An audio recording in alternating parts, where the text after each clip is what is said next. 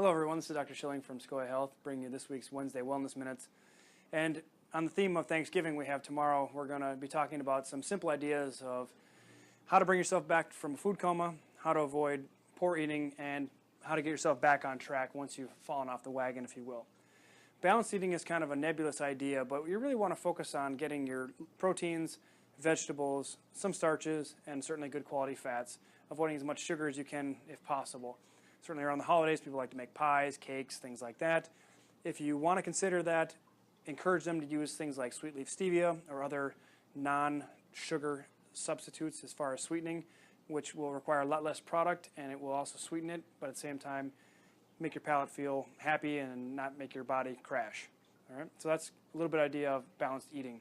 When it comes to overindulging, you know, one of our teammates had a really good idea, not just be full, but be thankful.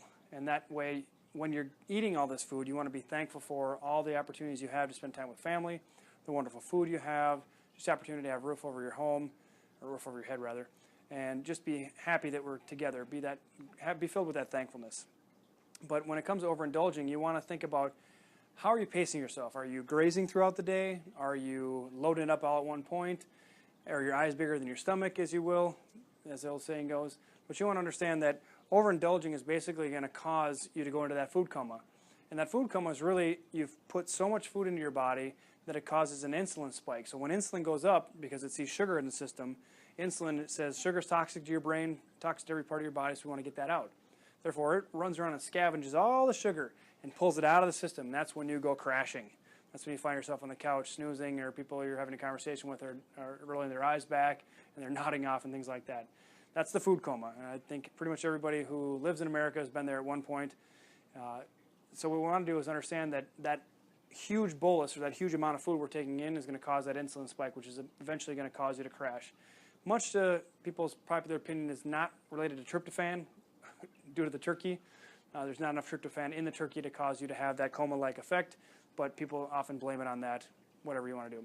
It's more likely the yams, the stuffing, and sweet potatoes, along with the yams, the Yukon Gold potatoes, whatever it might be. Those are the things that are going to cause you to crash.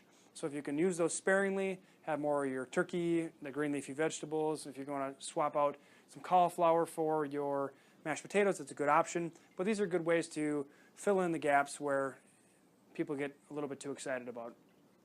Once you've fallen off the wagon, because it usually stretches from Thanksgiving to after New Year's, and people then say, oh my gosh, how do I get back on track? One of the things we developed here at Secoya Health is called the Vitality Food Guide, and that's in essence aimed at balancing your blood sugar, keeping your inflammation down, giving your energy up, and helping you sleep at night. And that's really simple. Breakfast and lunch, you want to eat vegetables, proteins, and fat, avoiding your starches almost altogether until the evening, 3:30 or on from there. Again, breakfast and lunch are going to be fats, veggies, and proteins. That's going to help you have stable energy, good sources, which is not going to spike your blood sugar, which will then keep insulin low, which will keep your inflammation low. And then you can have your starches at dinner. You can have your Yukon Gold potato, brown rice pasta, yams, things like that, quinoa, farro, whatever it might be that is on your palate, if you will. That will increase your dopamine, your serotonin at night, help you calm down. And then by avoiding protein at night, you'll have less strenuous digestive foods on your body at night, so you'll have more relaxing sleep. One caveat to that is if you find yourself waking up a lot at night, you might want to have a little bit of protein at dinner, because sometimes the adrenals need a little bit of protein to balance out. So if you're one of those people that wakes up a lot of times at night, you might need a little bit more protein at dinner, just something to consider. But that will help you get back on track once you've fallen off the wagon if you do. Vegetable, proteins, and fats for breakfast and lunch, and then for dinner you're going to have vegetables and starches.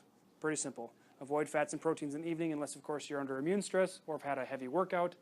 Then you can have protein at night. Okay?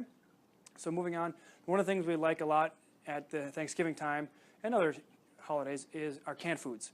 And canned foods are convenient, no doubt. The problem is they come in a cost, and that cost is the processing that goes into getting them into that can, and then whatever lining they put on that can, and then whatever preservatives they put in there.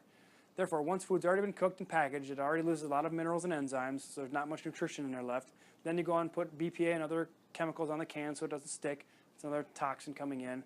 And then, of course, the fact that they have put preservatives in there is going to cause you to have something else come in your body, you have to detoxify. So just as much as you can, stay away from the canned foods. Again, always be thankful for all the opportunities you have. So not just be full, but be thankful. And during this time, focus on the time with family. Shut off the gadgets, the phones, the iPads, whatever it is. Turn off the TV, although people love to watch football. It's usually to give them an excuse to fall asleep without anybody else noticing. But to that end, spend the time with your family, connect. The quality of life is most greatly determined by the quality of your relationships. If your relationships are strong and you connect at these times, your life will be better and more fulfilling throughout the rest of the year.